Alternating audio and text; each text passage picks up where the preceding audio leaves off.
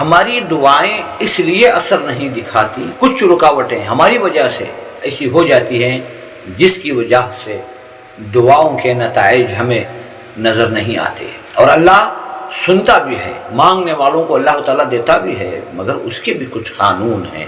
وہ کہتا ہے وَإِذَا سَأَلَكَ عِبَادِي عَنِّي فَإِنِّي قَرِيبٌ أُجِيبُ دَعْوَةَ الدَّاعِ إِذَا دَعَانِ فَلْيَسْتَجِيبُوا لِي وَلْيُؤْمِنُوا بِهِ لَعَلَّهُمْ يَرْشُدُونَ۔ اے میرے حبیب، جب کوئی آپ سے یہ سوال کریں کہ کہاں ہے ہمارا معبود، کہاں ہے ہمارا مددگار، تو کہہ دیجئے کہ میں ان کے بالکل قریب ہوں اور ان کی دعاؤں کو، ان کی التجاؤں کو سنتا ہوں۔ مگر انہیں بھی تو چاہیے کہ وہ ویسے ایمان لائے جیسے ایمان لانے کا حق ہے، میری عبادت و میری بندگی کرے۔ ہم اللہ سے مانگتے ہیں مگر اللہ کے قانونوں کو نہیں پہچانتے، اللہ کی عبادت نہیں کرتے۔ اللہ نے کچھ دے رکھا ہے تو مظلوموں کی مدد نہیں کرتے، صدقہ خیرات نہیں کرتے۔ اللہ سے دعاؤں کو بھی کرتے رہا کرو اور مظلوموں کی مدد بھی کرو، یقیناً دنیا اور آخرت کامیاب ہوگی۔